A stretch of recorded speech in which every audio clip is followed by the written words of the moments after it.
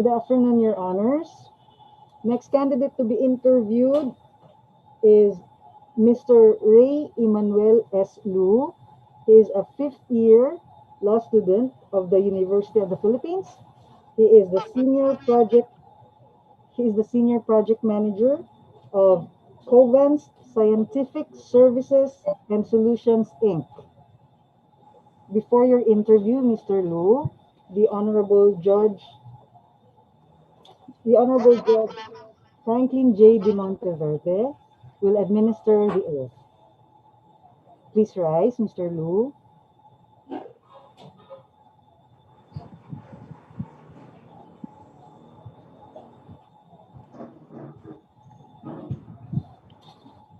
You may Okay. proceed, Your Honor. Thank you. Okay, Mr. Lu. Afternoon, Your Honor. Yeah. Okay. Raise your right hand. Do you swear to tell the truth, the whole truth, and nothing but the truth in this public legal education board panel interview? Yes, I do, Your Honor. Okay. You may take your seat. Thank you, Honorable Judge De Monteverde. And to start the interviews, first interview would be Honorable De Monteverde. Good afternoon, Mr. Lu. Afternoon, Your You are, I can see your face. Okay. You are a fifth year College of Law student. Honor. When will you graduate? Hopefully this second semester, this July 2021, Your Honor. Why, hopefully?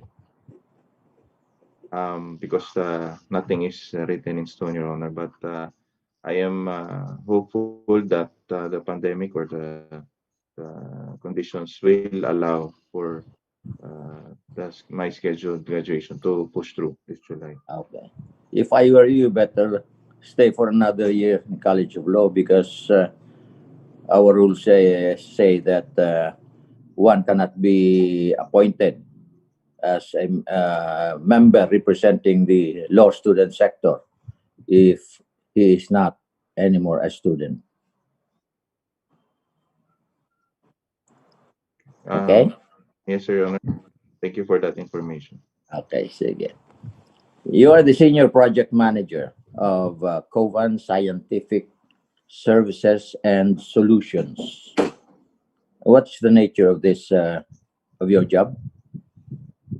The nature of my job is we are involved in the pharmacovigilance industry. So it is basically Pharma. pharmacovigilance. Okay. So the company is involved in services relating to the study of drug side effects. So the nature of my job is in research. We research about the side effects of the drugs that we handle for our clients. So you are doing research, and in your research work, are there people under you? Yes, Your Honor. I currently handle a team of 39 individuals. And I you are have the supervisor. You supervise them. Yes, I'm their manager, Your Honor. Okay, because I have observed that while you are a licensed physician since 2006, but you had only practiced medically for 1 year and 7 months. Is that correct? Yes, around 2 years on the outpatient setting, and the rest I have been involved in either medical review or here in. After that, all your professional experiences were focused on administration and corporate work. My practice has been non-clinical, but it involves the practice of the use of medical knowledge. You know. Is that a marketing firm Um, or purely on no, Your research Honor. side? We are involved in research, so we handle determination of meaning the determination of the side effect, if it is either related to the drug, if it is serious, or if it is serious enough to be reported expeditiously, and if it is a known side effect of a particular drug. So it involves the use of medical knowledge also, Your Honor. Okay. Now, from a doctor of medicine to a college of law student, what made you decide to enter law? Um, when I was in this industry, this pharmacovigilance industry, in the current setup here in the this is actually just a very new industry in the Philippines. And even worldwide, it is an emerging, although it is not really a new industry, but worldwide. So when I looked at the industry as a whole, there are no doctor lawyers who have the same background as I have, meaning really involved in the study of individual cases of side effects in determination, and how the companies look at it from their perspective, and how the determination is being done, plus being also knowledgeable about the uh, regulations in relation to the marketing of drugs, the how side effects should be reported and handled. And so I saw an opportunity that for me to go into law and therefore be of service to this industry in a unique way. Tell us the differences between studying between medicine and law, since you have been Um, a physician for so long a time. so I have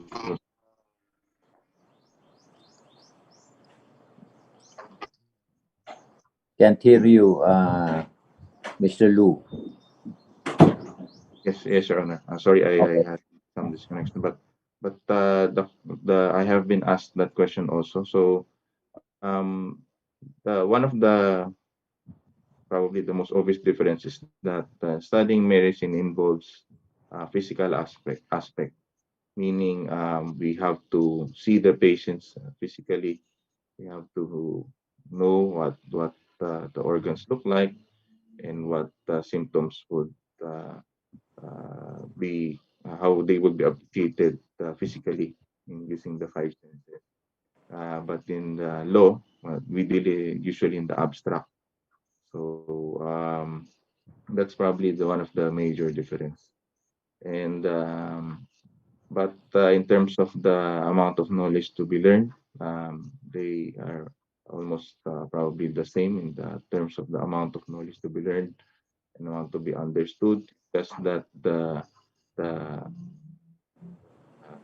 probably one of the things that are different between them is that the study of medicine involved physical aspect. Now, you were recommended by Justice Maria Elisa Sempio D. Are you Yes, Your Honor. related to her? No, Your Honor. I knew her through my wife, and my wife's cousin, who is also a lawyer and who worked for the Honorable Justice MPD. So that's how we were able to discuss during some events, of course, pre-pandemic. We were able to have interaction. So, how well do you know Justice Sempio D? I know her only through our communications, but there were a lot of communications, birthday parties, even her own birthday party, of course, pre-pandemic, went there, and even her mother, Justice Ali, gave me a free copy of her book. So on succession. So I know her. She's definitely. I don't know her all of the details of her life, but we've been able to interact through several events. Does she know you that well? I would hope so. But yes, to our So, interaction. how come Yes. did she recommend you? Was it through the intercession of your wife? Actually, I personally asked for her recommendation if she would be willing to give me. Mhm. So administratively, she does not know you that well. No, Your Honor. Okay. Now, or rather, per your resume and intent letter, you consider yourself as the most well-rounded candidate, as well as the best candidate for the position of LEB, a regular member representing the law student sector. Is that correct? Yes, Your Honor. Why? Um, Why do you consider yourself as the most well-rounded candidate? I consider it first of all, being a physician and in the face of this pandemic, I would be of really a great asset to the LEB or the lab. Plus, I have being a student for a long time. I have like, the requisite experience needed. I have been through all types of exams, oral exam, practical exam, written exam, online exam now with the pandemic and online learning modules, written modules, lecture type, lecture based, problem based learning with some innovation made by my med school and on the job trainings, internship.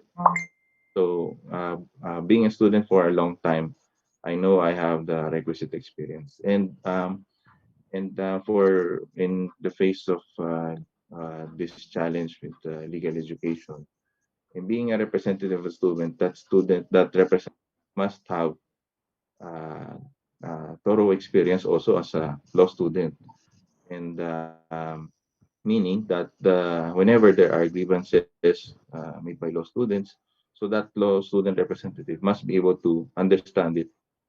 And I also have experience as a working student and as an evening student, first as a day student with my previous experiences as a medical student.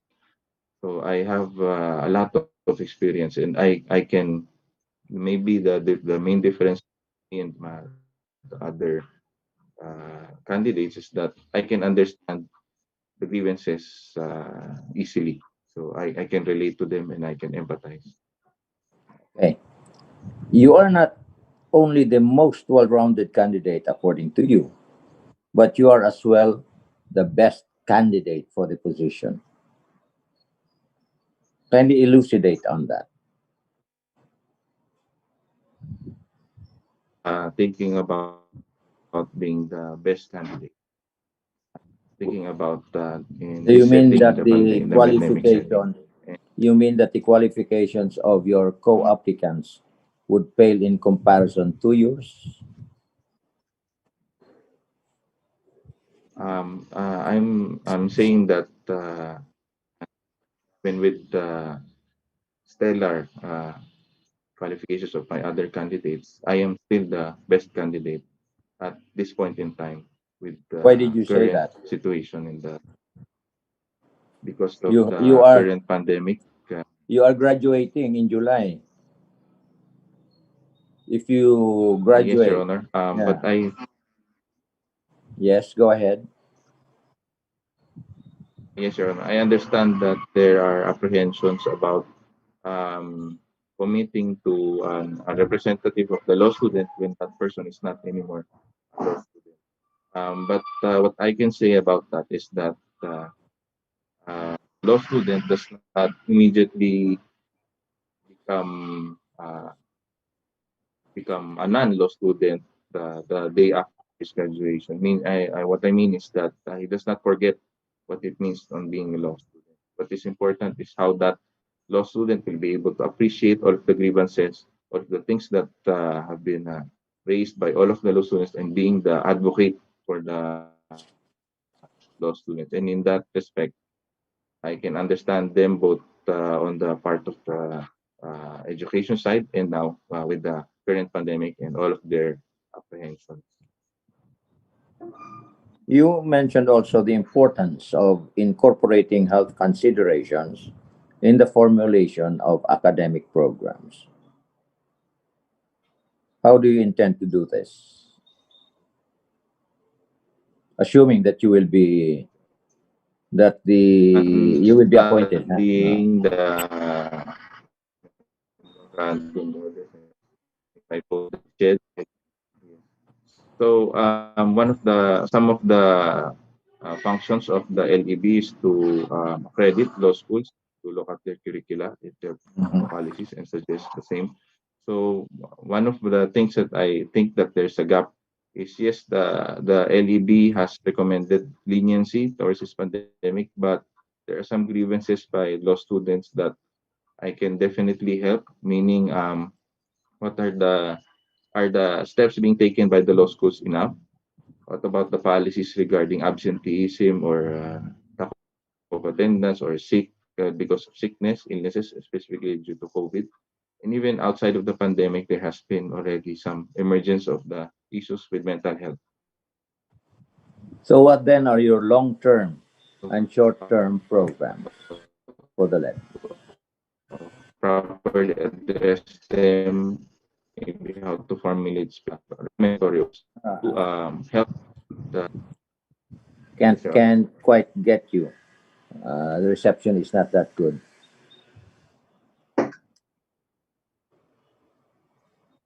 Okay, go ahead. Hello. My main support will be on how I will represent law students in the face of this pandemic, in making sure that the policies of the law schools are specifically created to address their concerns, meaning how they address the absences of the law students because of, for example, illness due to COVID. And even outside of the pandemic, there has been an emergence of the problem with mental health and how the policies have been formulated to address these specific concerns about the mental health of the students. What about reforms? Would you be proposing some reforms in the lab? Your Honor, at this time, what I would be proposing is that we formulate specific policies regarding um, the attendance or how the policies of the students of the higher institutions are regarding to the attendance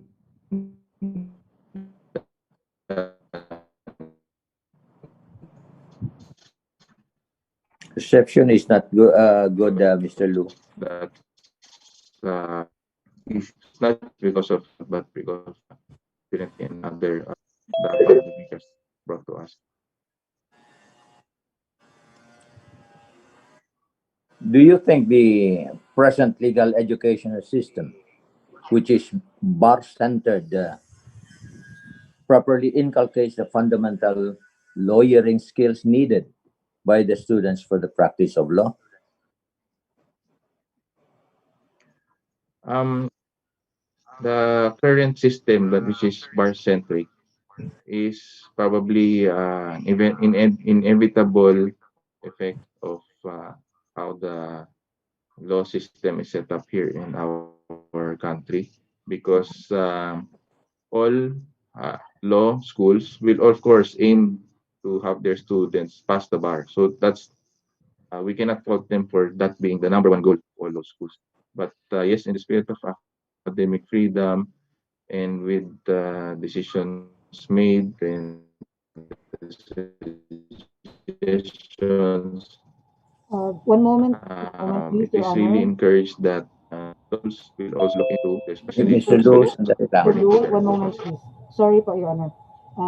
Sorry. Denise,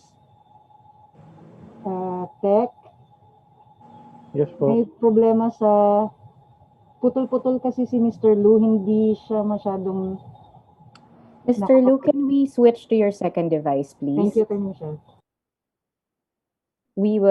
Can you unmute your second device? Okay.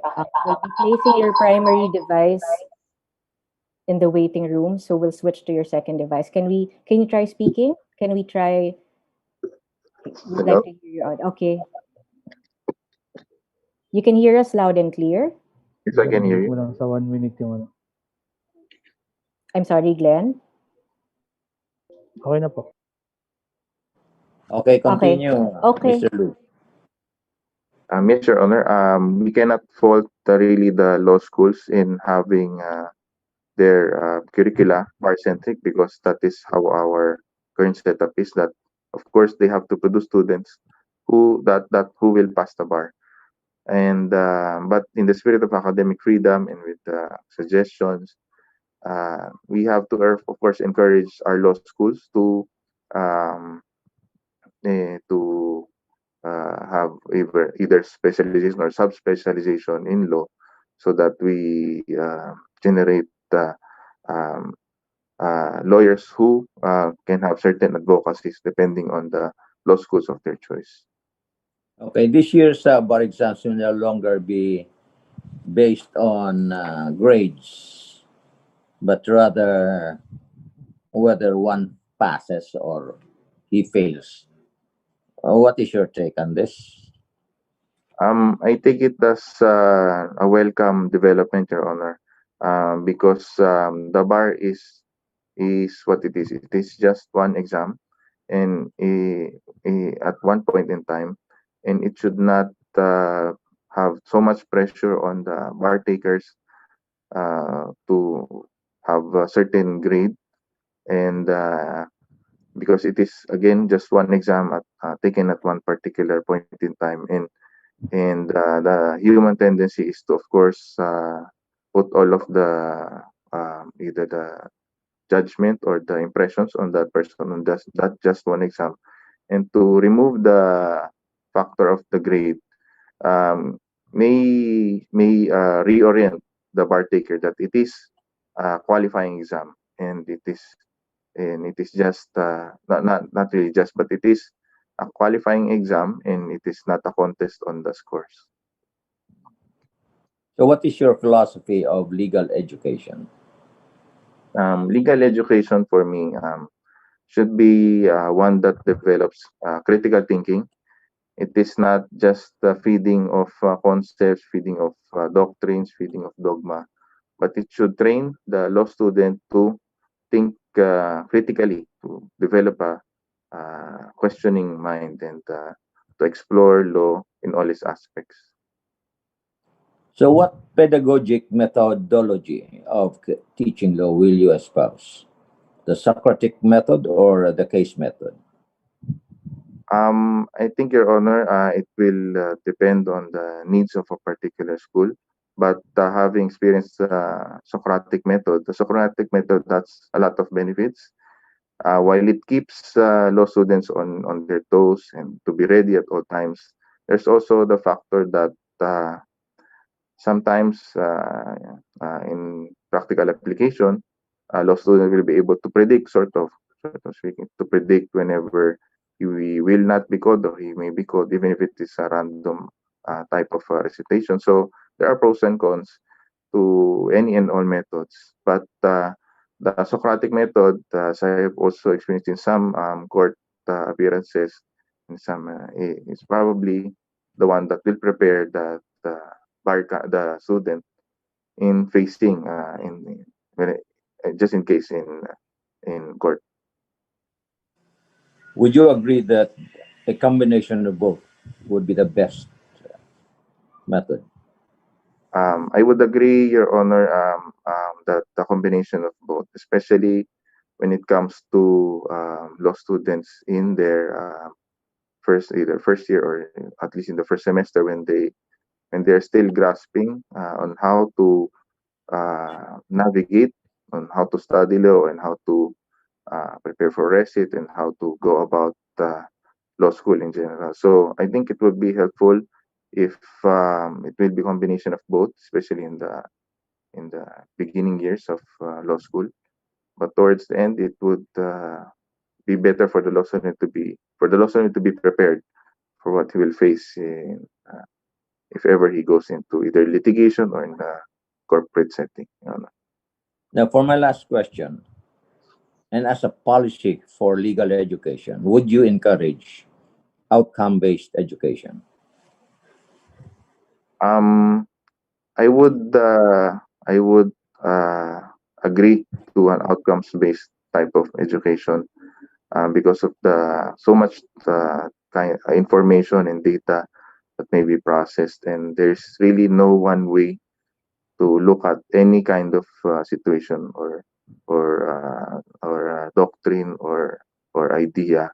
So it would benefit if the student will be able to think of different approaches, but with the same outcome as desired by the institution or the professors.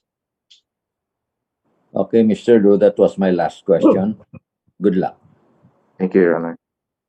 Thank you, Honorable Judge De Monteverde. Thank Next, you, Attorney Tali.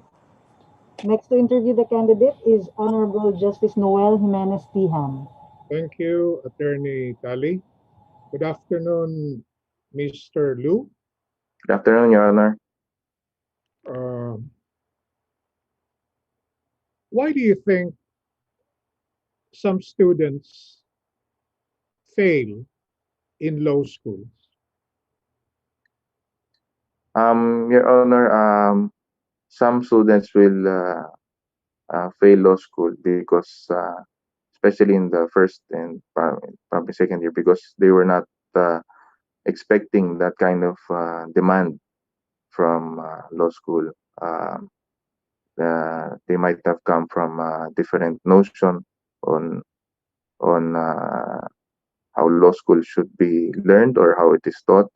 And maybe some would have sort of a shock on the demands of studying law. Is there, in your opinion, is there a need of an orientation course nationwide before law students are integrated into law schools? I would agree, Your Honor, with the career orientation program nationwide, and in letting know about students who want to pursue law, to orient them on the rigors, on the demands, both physical and emotional and financial, as well as the demands that it will have on their social life. So it is more of I would advocate for a career orientation program, and to let the students know on what they will face so that they will have prior information even before going into an application for studying law. What do you think are the reasons why some law graduates fail in the bar exams?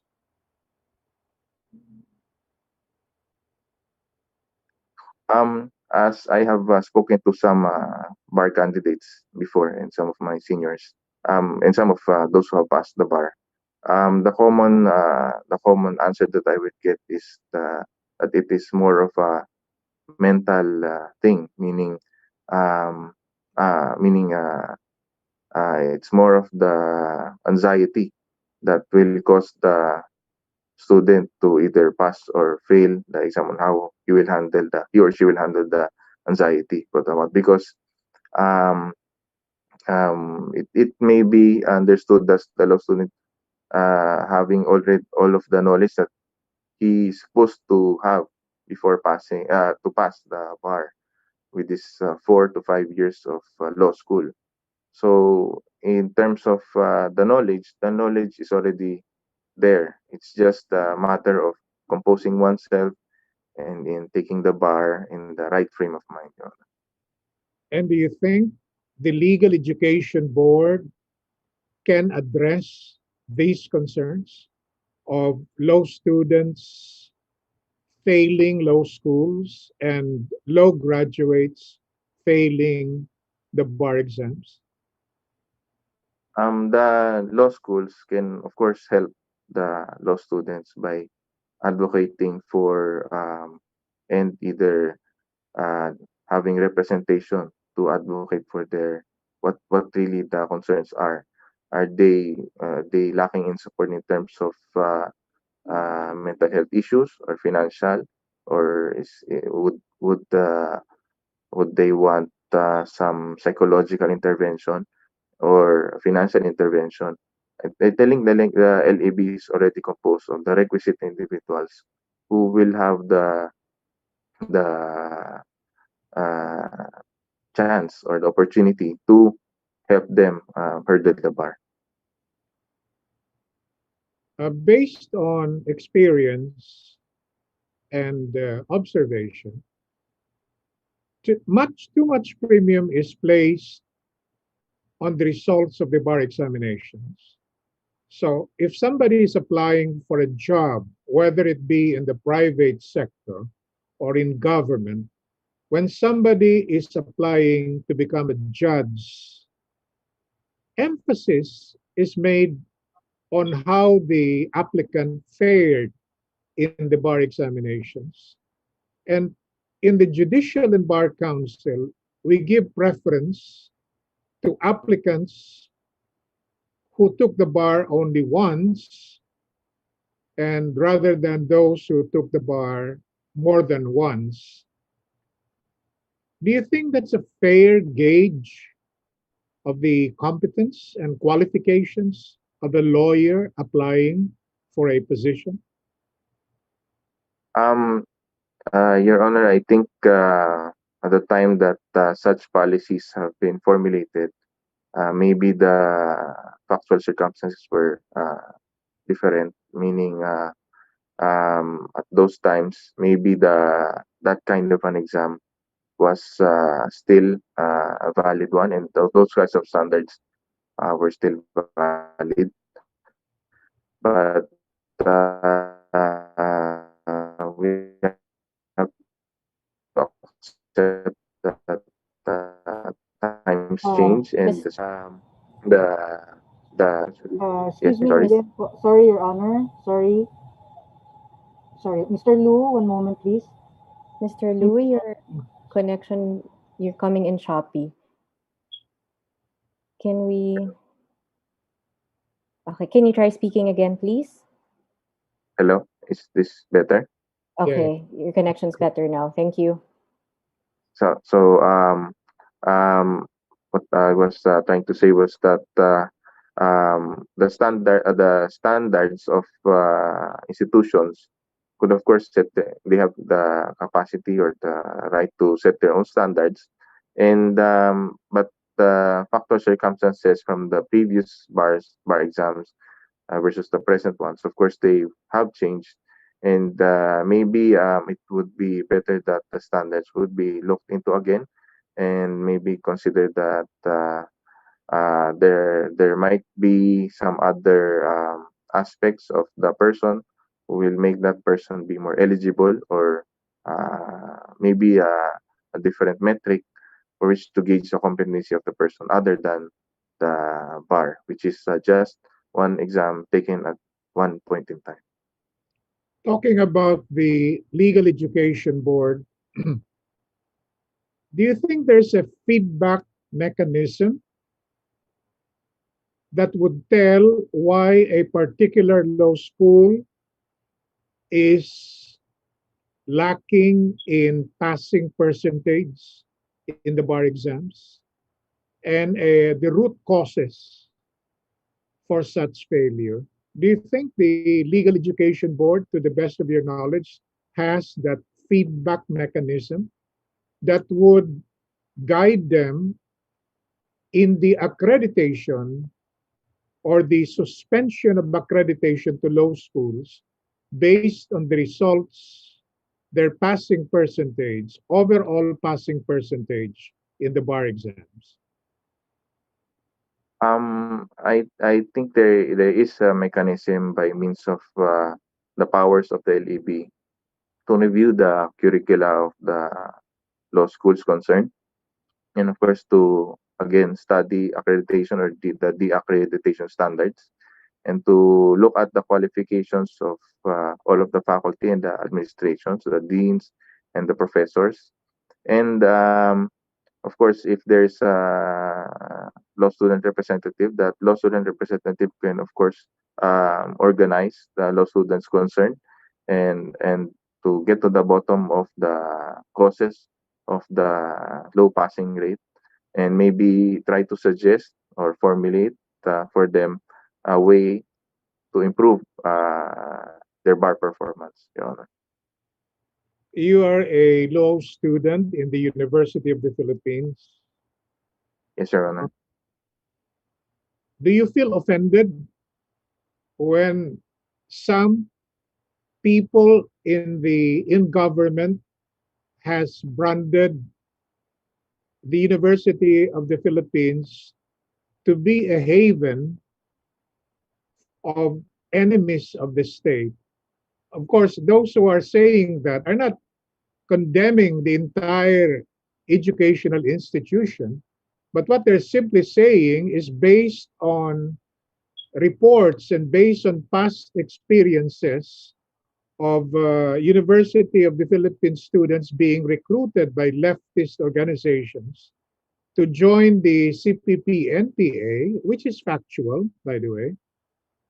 Do you feel insulted when they say that your alma mater has become a haven for enemies of the state? I think, Your Honor, as an institution, the UP does not condone or support such kind of recruitment or such kind of way of thinking. And it is unfair to brand the UP as an institution as a whole. But the facts are there, some widely reported, and some, of course, are with our AFP or our PNP intelligence units. But to brand the institution as a whole, I think it's quite unfair. And I agree with you. I agree with you. Because no school has a monopoly of perceived bad elements of society. yes, Your Correct? Honor. Now, in your opinion, there are no right and wrong answers. Will the presence of military and police forces, if they are allowed to enter the University of the Philippines, in your opinion, in exceeding circumstances, because it is admitted that the military and the police cannot just go inside the UP premises unless there is a valid, lawful, and just cause. Do you think the entry of the military and the police in those exceptional circumstances where there is just cause would put the students and activists at risk and endanger academic freedom, in your opinion? In my opinion, Your Honor, only if there are exigencies circumstances, there are just causes for the law enforcers to be where they should be. I think there should be no opposition to that kind of a situation, Your Honor, especially when they have the right to be there or they should be there. Um, it is just that on the question of whether it endangers academic freedom. Um, well, academic freedom is not absolute as with all other freedoms. There are boundaries that we have to be observed by those who want to exercise that right. And as long as they are within that bounds, they will not be in danger of those freedoms to be infringed upon, because they will always be protected by the law and by the justice system. Under the rules of court, regardless of whether the premises is an educational institution or a private, the premises of a private entity, with respect to the service of search warrants and warrants of arrest, it is to be done in a lawful, orderly, and peaceful manner, correct? The, Yes, the, Your Honor. the government authorities are not supposed to employ unnecessary force to Yes, Your implement search warrant or a warrant of arrest, regardless of whether the premises is a church, whether it is a school or a private establishment. But in your opinion, do you think there's a need to reinstate that UP Department of National Defense accord that was unilaterally revoked by Secretary Lorenzan? Is there Um, a imperative need to reinstate it, in your opinion? in my opinion, the facts are definitely different than when it was agreed upon versus the timing now. Um, there are no such enforced disappearances or claims of torture or martial law by the government now. So the factual circumstances are different.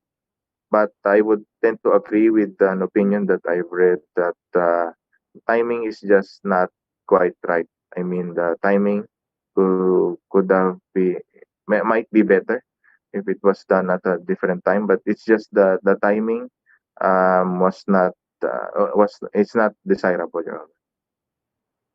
And if there is mutual distrust between the parties, it is difficult. If there is no mutual understanding of the respective concerns of each party, it is difficult to conclude a peaceful accord between the parties.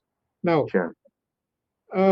Congressman Belmonte, Jose Christopher Belmonte, filed House Bill 8443, or the Academic Freedom Act of 2021, which seeks to institutionalize state universities, SUC, state universities and colleges, as freedom spaces where academic freedom is guaranteed. The law seeks to incorporate a similar provision contained in the UPD&D Accord, wherein there would be certain restrictions that need to be followed before entry of the military and the police can be made, of course, except in cases of hot pursuit and emergency situation.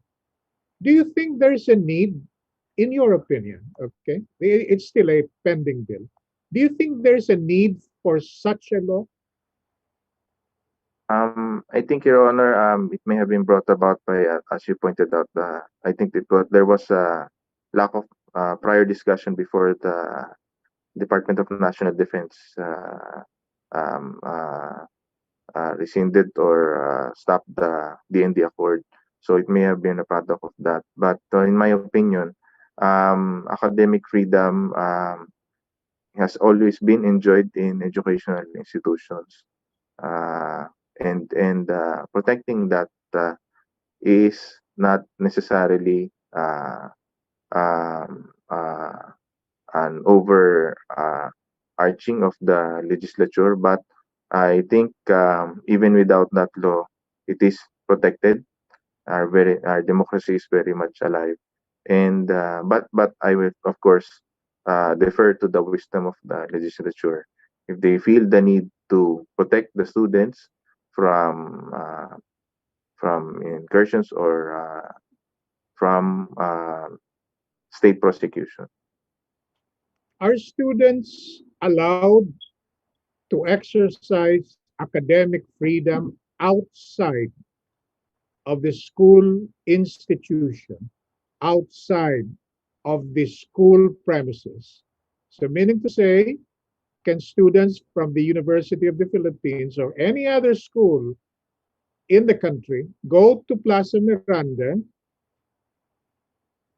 and say their grievances against government and claim that it is in the exercise of academic freedom? Yes, Your Honor. I think the case of Pimentel versus LAB stated that held that academic freedom for students in general are anchored on the Bill of Rights in the Constitution. So they definitely have the right to uh, for peaceful protest, for assembly. So they can exercise that right even outside of the campuses, Your Honor. Are you saying that academic freedom is the same as freedom of speech, freedom of expression, freedom of peaceful assembly?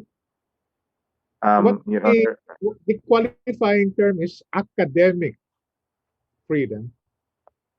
yes, Your Honor. Meaning, if you're a UP student, you go abroad and make a speech airing your grievances against government. Is that still academic freedom, or is that, strictly speaking, freedom of speech, freedom of expression? In that case, Your Honor, it will be freedom of speech and freedom of expression. And I would like to add that I should have qualified my answer because the academic freedom for students should be anchored of also on the right to education, first and foremost.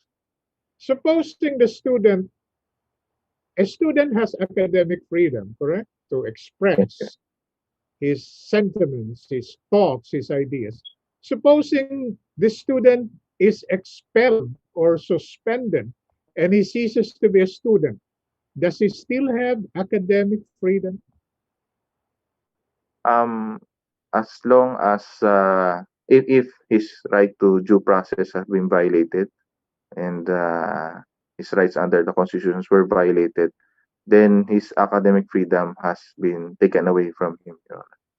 Are you saying there is also illegal expulsion or suspension from school, similar to illegal dismissal from employment? Uh, Are yes, these because standards the same? Are these standards the same? and the standards are not the same, Your Honor. The institutions are allowed to have reasonable means of having academic requirements. But if the student does not meet those, he should still be given right to due process.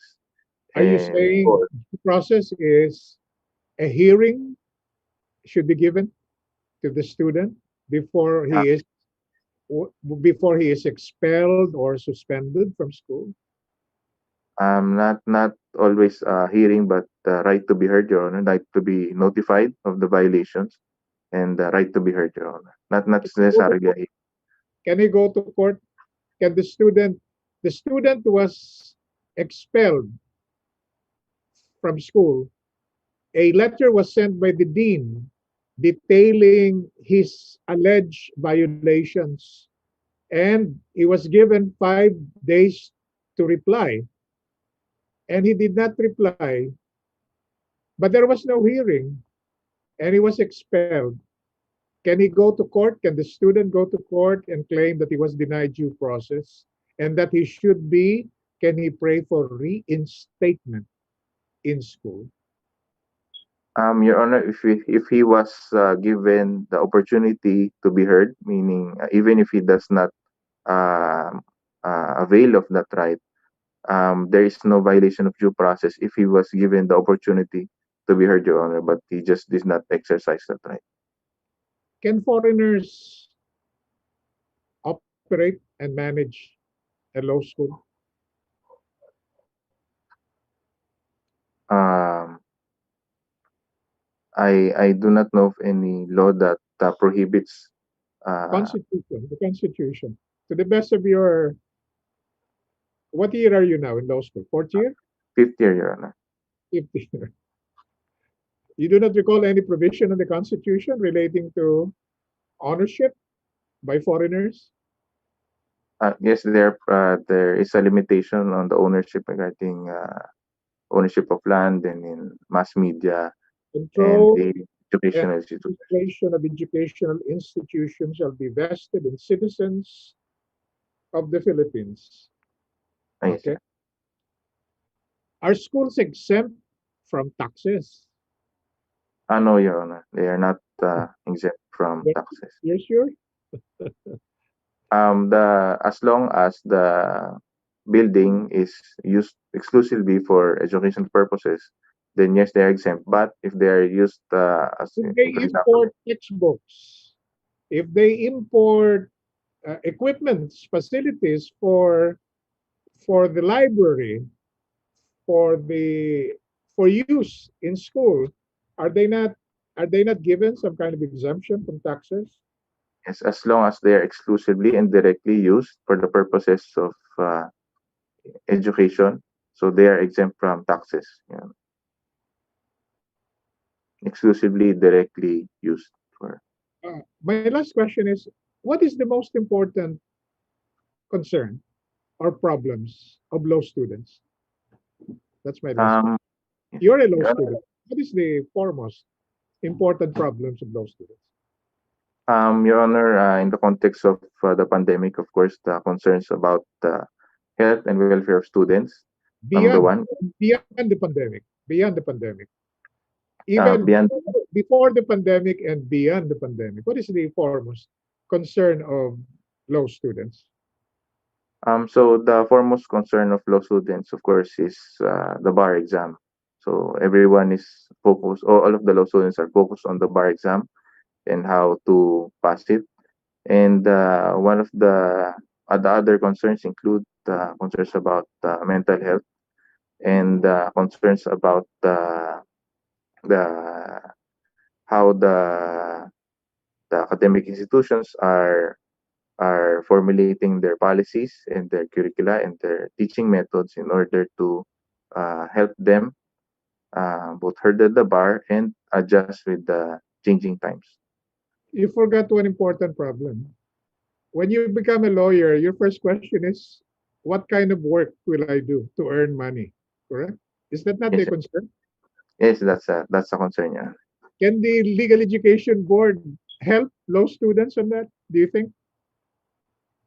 They can have Mm. job fairs, Your Honor. They can organize job fairs and with all of the interested law firms or corporations talking to prospective employees. Yeah. Okay, thank you very much, Mr. Lu. Good luck, and I hope you're considered, and I hope you pass the bar. Thank Thank you. you, Your Honor. Thank you. Thank you, Honorable Justice Tiham. Next to interview the candidate is Honorable Judge Toribio E. Ilao Jr. Yes. Okay, thank you. Thank you, Attorney Tali. Excuse me. Yes, good afternoon, Doc. Good afternoon, Your Honor. How are you today? Seems to Great, Your Honor. be How are you, very Your able, Honor? very able to get a good sleep last night. Yes, Your Honor. Thank you. Thank you for asking po. You may have studied. At your family name is Lu. I know there are many Lus, but we had a RTC judge, Christopher Lu, who comes from Cavite City. But your parents come from Pasig, Yes, Your Honor. No relation, Your Honor. no relation. And you're expecting to graduate this year because you're fifth year now. Yes, Your Honor.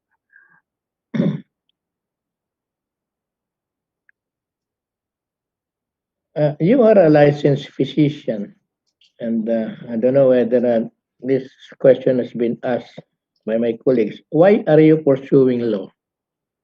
Your Honor, with my industry currently in pharmacovigilance, I saw the need for doctor lawyers because, as far as my knowledge and from the knowledge from our clients, there are no doctor lawyers yet with my kind of background in my current industry, Your Honor. So I saw an opportunity. But where does your heart lie?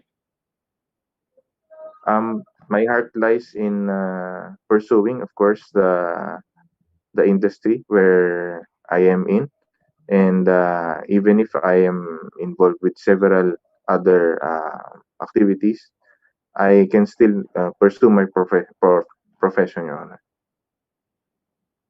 And you are a working student as well. Yes, sir. still have time to perform your duties in the Legal Education Board if appointed. If appointed, Your Honor, I will leave my company and pursue the work of an LEB regular member full time. By the way, what's the maiden name of your wife? Arlene, what's P? Paglinawan. Paglinawan. Pagli, Paglinawan. Paglinawan. She is also a physician Yes, Your Honor. working at what company? Derma. What's this? Yes, she has her own clinic, Your Honor. It's a skin clinic. She's a skin health physician, Your Honor. Aesthetic physician. In the likes of Dr. Bello or Yes, Your Honor. Correct. all right, in your application letter, you said that you are clearly qualified to contribute to ensuring that the health and welfare of the students, faculty, and staff are properly safeguarded in the legal education reforms that will be undertaken by the Legal Education Board. What is your course of action if appointed? What specific steps are you going to undertake? So I would first look at the memorandum circulars or orders already issued by the LEP, and I will look at the scientific data if it correlates with the pronouncement or the orders or circulars if they are scientifically sound and if they protect the welfare of all the stakeholders involved. Meaning if they are enough or if they are evidence based and scientifically sound. So that's my first course of action, Your Honor. I would have to look into the policies if they will protect the health and welfare of all of the faculty, the staff, the students, and administration. And in preparation, of course, for the face-to-face or physical classes. And this is my observation. As the most senior applicant for this position and a physician in that order, do you think you are more competent and capable than the others? In terms of that, Your Honor, I will have my advantage in being a student for a long time, meaning I have a lot of experiences as a student. I have encountered all types of exams, all types of lectures, recitations, and meaning I easily empathize, understand, and identify the issues being raised by the law student population. So that is my advantage, Your Honor. Arata, as a physician, what and how have you personally contributed to the Filipino people and the nation during this pandemic? Your Honor, I always aim to inform my classmates and as many people as I can, relatives and friends, about the recent scientifically based and I also correct false information being went around. And I also attempted to submit some papers to some journals regarding my suggestions because my industry could have helped with the pandemic at the beginning. Although unfortunately, I was not able to have my paper published, Your Honor. But I attempted to do that, Your Honor. All right, so Article 26 of the Universal Declaration of Human Rights provides that, and I quote, technical and professional education shall be made generally available and higher education shall be equally accessible to all on the basis of merit. What is your understanding of this provision? My understanding is that what the declaration is saying that education has to be available to as many qualified persons, but it is also based on merit, meaning yes, there is a right to education, but that right is qualified by their performance, meaning it is merit based. It is not an absolute right, meaning a student cannot say that he has the absolute right to stay in school even if he does not perform according to the standards of the school. So it is the duty of the state is to make it available to as many of its citizens as possible, but it will be based on the performance of the person. It will be based on merit. And what are the rights of students in school as were provided in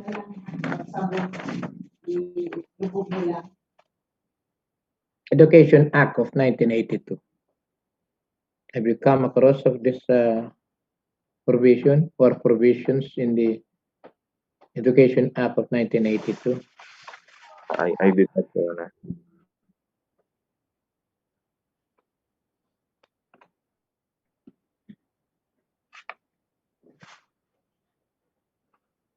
Alright, what are your thoughts on a pass-fail grading system? This is a Legal Education Board Memorandum Order number 22. Submits that a pass-fail system should not be based for measuring academic performance. What are your thoughts on this? The pass-fail method, I think, is more appropriate for examinations which are looking at the proficiency, meaning like the bar exam or even the licensure examination, meaning it's looking at the proficiency. But in terms of legal education, the grading system is useful because it will gauge about the degree of the preparedness of the students, which pass-fail system will not be able to give, Your Honor. What is the nature of student-school relationship? The school and student relationship is one of secondary parent, meaning of course the parents are the the role of parents if is the education is there is with the in the hands of their parents primarily, and it is the parents right, or they can give that transfer that right to the schools, and the schools will then be the ones who will teach their children. So it is more akin to second parent.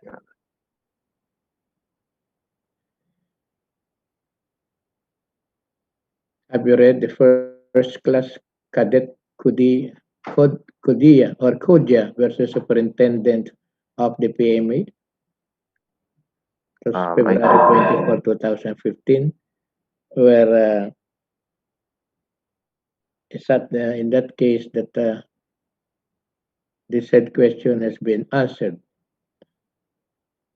So I don't recall.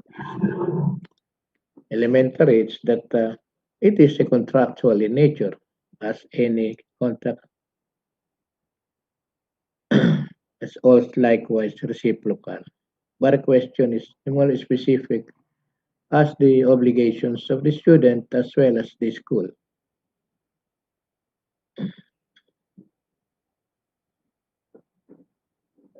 All right, another question. The Constitution provides that the state shall enhance the right of teachers to professional advancement. Non-teaching academic and non-academic personnel shall enjoy the protection of the state. What is your standing of this provision?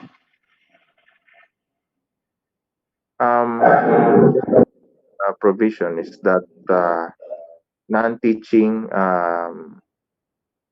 employees or staff of schools are protected by the state in terms of their tenure, and since they are non-teaching personnel, the demands or the requirements from them are not the same as those of teaching personnel. meaning the standards will not apply equally to non-teaching personnel versus the teaching personnel, and hence that they should be protected by the state, Your Honor. And how can the Legal Education Board encourage law professors to strive for competency and excellence? The Legal Education Board can prescribe minimum qualifications for professors and deans, so they can encourage them directly or indirectly through those minimum qualifications, which are high, so that they can aim towards fulfilling or meeting those qualifications. So, and but it was pointed out that there's lack of schools offering masteral programs in the Philippines. So maybe the LEB can also help build up or ramp up the opportunities, so that more schools can offer advanced programs.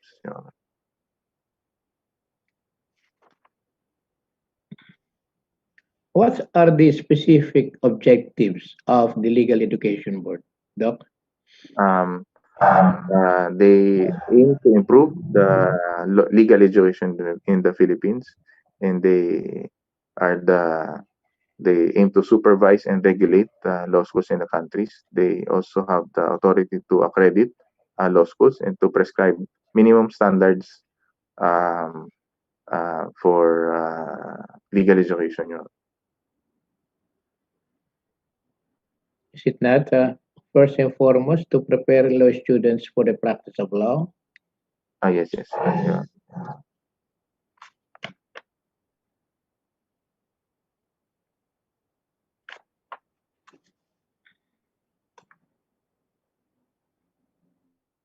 All right, last question, Doc, so that you can also rest. How can you physically stand behind your father while he is standing behind you? How can I physically stand behind my father when he's also standing behind me? So, Your Honor, I would take that to mean as my father will be always within me, meaning we will support each other, and um, there is mutual support, so that we will always have each other's back. All right, thank you. That was my last and final question, Doc. Thank you, Your Honor. Thank you again and good luck. Thank you. Thank you, Honorable Judge Ilaw. Next to interview the candidate is Honorable Justice Jose Catral Mendoza. Good afternoon, Tali. Good afternoon, Mr. Lu. Good I afternoon, Your have Honor. heard your the questions of my colleagues, and I'm adapting them. I have some questions of my own. You were asked by Justice Tim about the UP and DND Accord. Was that necessary?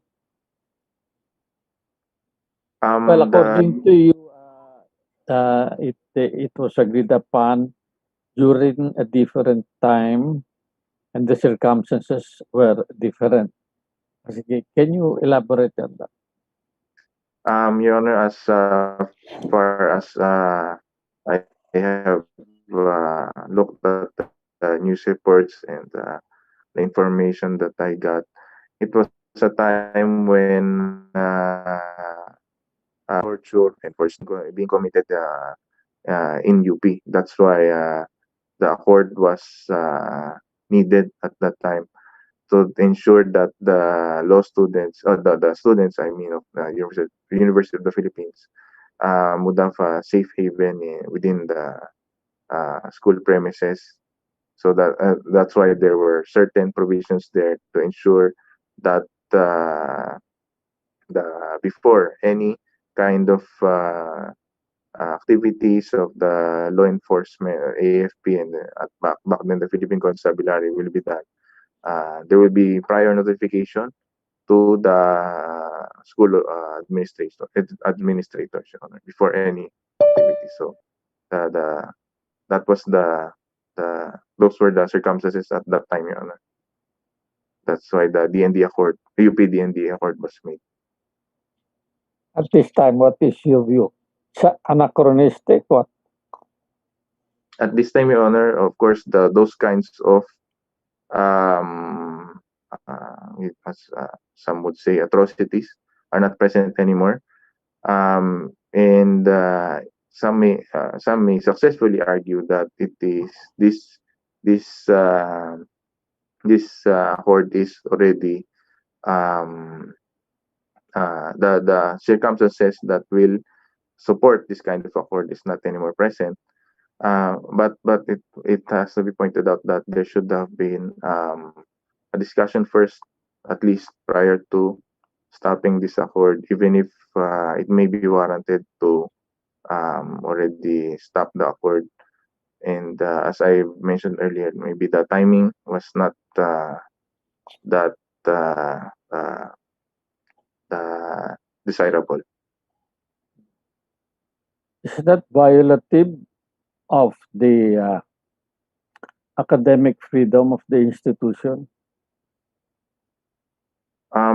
The academic freedom of institutions is anchored on their control over who may teach, what to teach, how to teach it, and how to admit students. And in those control of the schools, it is not infringed upon. Um, it is not clearly infringed upon by the UP DND Accord. Although it may be argued that excessive or police presence or police activities within school grounds may hinder some of the control, or even there may be indirect control. There may be as some may call it, a chilling effect on some of the freedoms being enjoyed by the academic institutions. Are you a believer that the school should be a marketplace of ideas? Yes, Your Honor. That is probably the paramount goal of institutions, so that they can generate critical thinking, new ideas, and people will be able to think outside of the box and enrich the education as a whole. Anyway, if it is abrogated and uniform people enter UP you're from, will it be effective? Will it deter people from uh, uh, what they want to believe in? Um, the police presence will not, of course, make one remove any of his ideas in his head, but it may affect on uh, how they act. But again, that is just arguable, Your Honor. And but the individuals are, of course, always protected by their constitutional rights. And it just can be argued that there might be an effect by excessive police presence and activities. So the students should be allowed to study everything and embrace what they believe in, but they should not violate our laws. For example, we have laws on rebellion, insurrection, like that. Is that Yes, Your possible? Honor. The students can be asked to have ideas, but they should also be taught about what the law allows and what the law does not allow. So in that manner, it is on the academic institutions to, yes, to give such freedom to the students, but to also teach them on what are legal and what are not legal. Okay. In your essay, you wrote governmental regulation unconstitutionally infringes upon academic freedom, whether government exercises control and not just supervision and regulation. In Pimentel, it was written there that the state can impose minimum regulation. What is your view on this minimum regulation?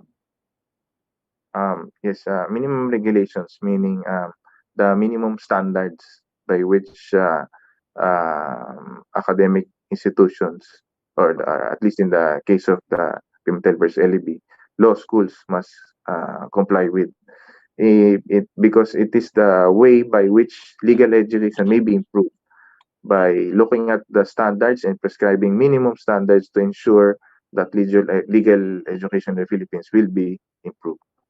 So that is a valid. Is there a test to determine minimum regulations? What is the Um, test? If what are allowable minimum regulations?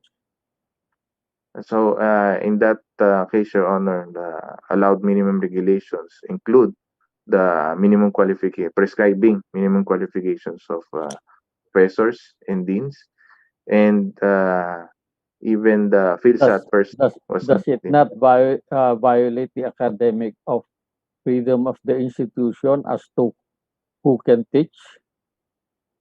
It does not violate the Who can teach? the the right to choose who can teach if Uh, the final control will be on the academic institutions. Meaning, it should not be that the LEB will be the one to choose or to mandate or to prescribe with the academic institution. you said something to regulate earlier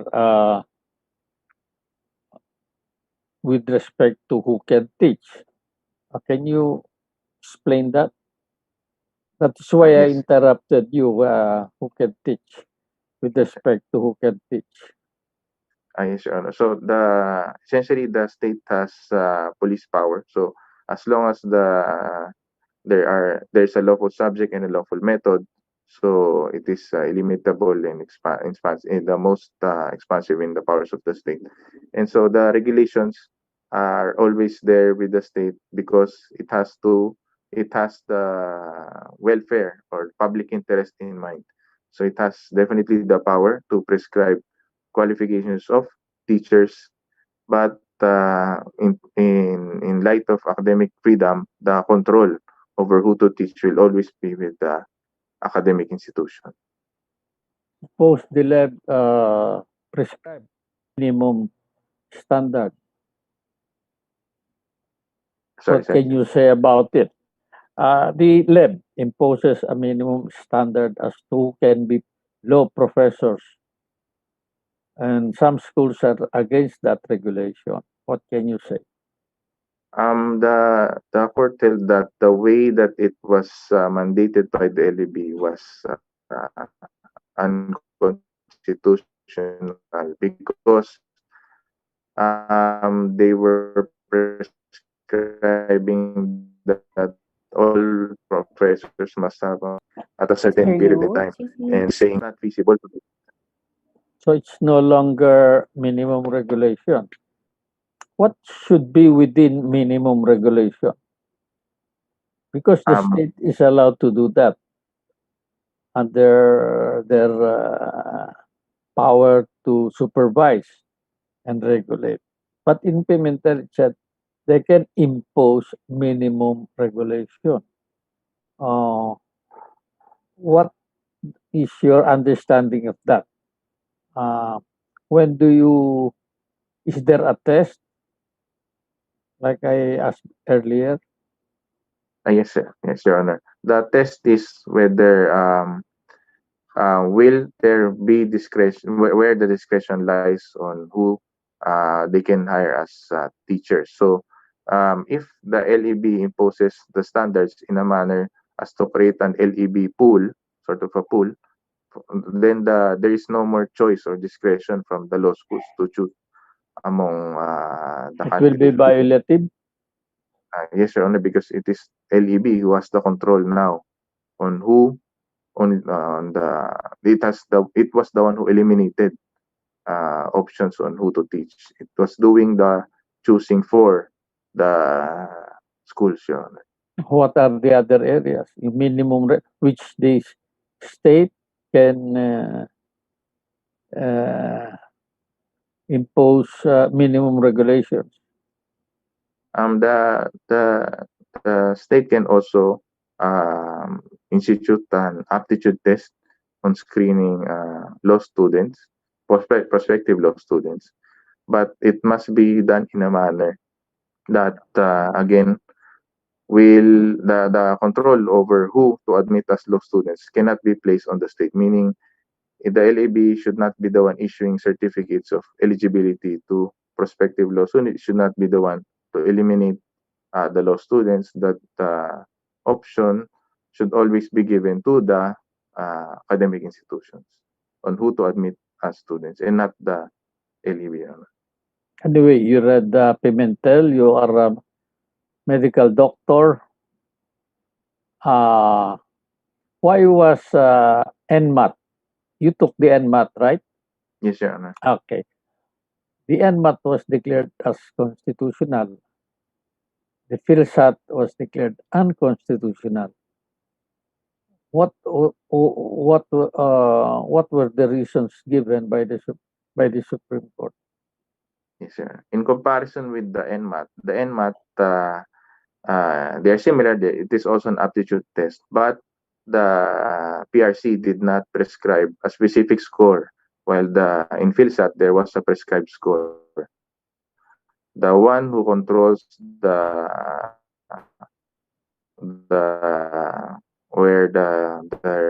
minimum score are not the and as contrast with PhilSat that. And second, it was the NMAT was not imposed in a manner where PhilSat was imposed as a requirement. It was the entire weight of whether admitting a student to law school was put entirely on that test, the PhilSat. While in NMAT, it is only a part um, of other qualifications of the prospective medical students. And furthermore, the medical schools are given leeway on the weightage that they will give to the NMAT as one of the qualifications to entering med school versus where with PhilSat, it is the sole um, exam or sole qualifying exam. Yes, yeah. I see. It was deemed unconstitutional for being exclusionary, restrictive, and qualifying. Right? Yes, Your Honor. Yes, Your Honor. Uh, you are on your 5th year. Yes, Your Honor. Okay, you are from UP. I asked this from UP students. In UP, you are required as students to evaluate the performance of your professors. Yes, Your Honor. Suppose a professor, considering, assuming that UP is a private institution, and there was no contract,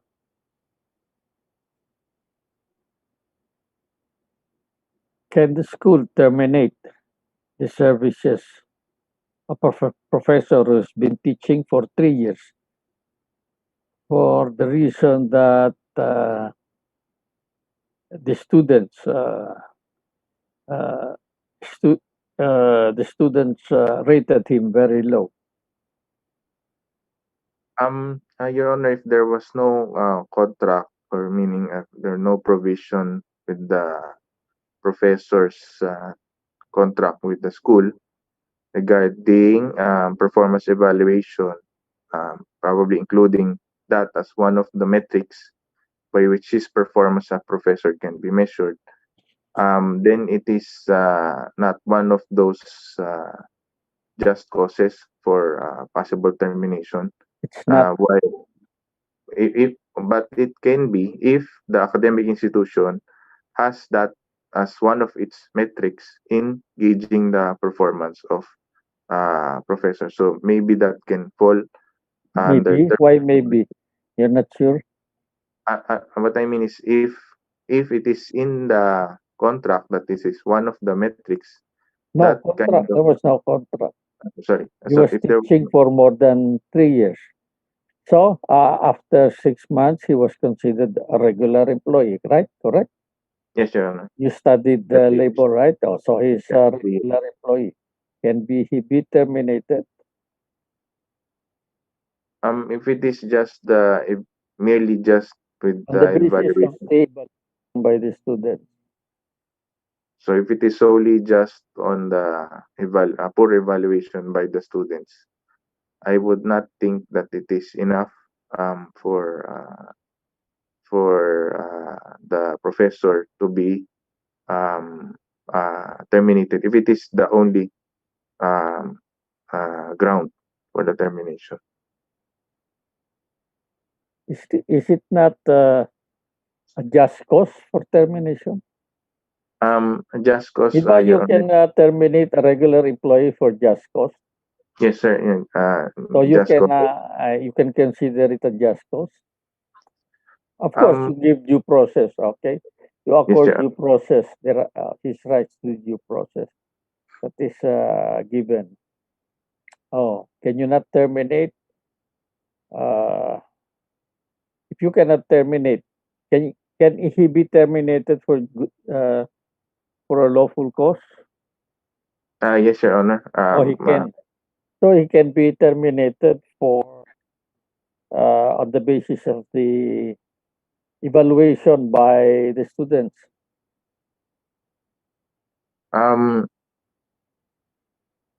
uh, Probably your honor, if it is Probably argued why that you're not sure. if it is argued by the institution that it is the way that they will gauge the performance of law professors or professors in general, that they will be or if it is the practice of the school that they gauge their professors based on the feedback from the students, Suppose it they can was not a practice. It was the first time.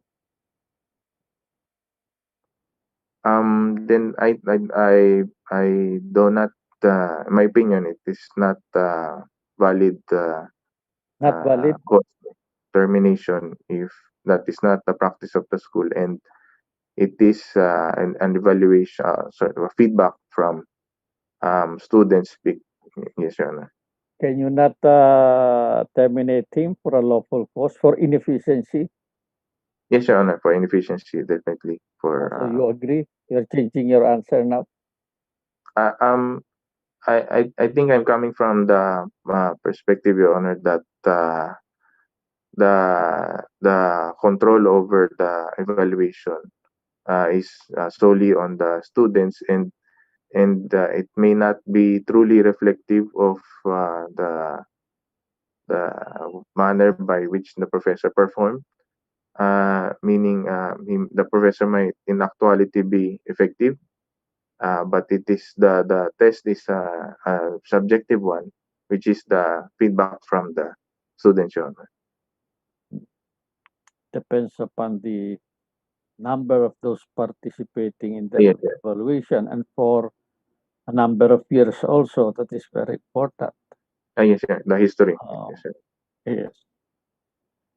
Have you heard about the Magna Carta of law students, the proposed Magna Carta? I have heard of it, Your Honor, but I have not fully read it, Your Honor. What do you think should be essential rights of students which should be included there? The essential rights of law students that should be there would be, of course, the right to uh, be protected, their rights to be protected, the right to freely express themselves, and the opportunity to have a representation in the formation of the law curriculum, because that will definitely affect their performance, not only in the bar, but also in general practice. And They should have a say in the curriculum. They have already a representative in the LEB. They will also have a say in the curriculum to be curriculum of the school. That's what they say. what I mean to say is representation, and of course the control over what to teach is with the institution, but the Yes, students oo. would have an opportunity to make comments or make suggestions, but have no uh, control over the curriculum. Maybe as The a ultimate form of, control is with the school. yes, Your Honor, Oo. ultimate goals with They the can school. just recommend or suggest. But that, Suggestion, comment, yes, sir. Yes, Your Honor. have you read the case of Law Review Centers of the Philippines versus Executive Secretary Ermita? No, Your Honor. No, it's about the whether or not the CHED has jurisdiction over the law center. Or do they have jurisdiction over the law center? Review centers, I'm sorry. Law review centers. How I about think the lab? How about the lab? Does the lab have supervision or control or the right to regulate law review centers? I would, in my opinion, they would not have a jurisdiction or authority over law review centers, because they are not law schools, or they are not involved with law education per se, but they are only involved with the passing of an exam, which is the bar exam. So it is outside, you know. Suppose those conducting the reviews are the schools themselves. Even then, Your Honor, the purpose of the review center is Hands off ang outside. lab. Sorry. The lab, hands off regarding review. Even they over the law review program of the school. I would think that it would be outside, Your Honor, unless it is part of the curriculum. Part of the curriculum. Oh. And in your fourth year, it's part. Yes, yes, yeah. Your subject. You are you are in your fifth year. You have law review subjects, right? Yes, several. Legal, criminal, Yes, political. See? yes, Oh, Your Honor. okay. I think that those will be all. I'm adapting of my colleagues and the in lang. I have no more. I have no more questions. You are excused. Thank you very much, Your Honor. Have a Okay. good day. So, Thank you, Honorable Justice Mendoza, and thank you, Dr. Lu, Thank you, attorneys. Thank you, ma'am. Dr. and good luck. Thank you. Your Honors, Have a good day. Your Honors, that Safe. concludes the online interviews for applicants for the Legal Education Board.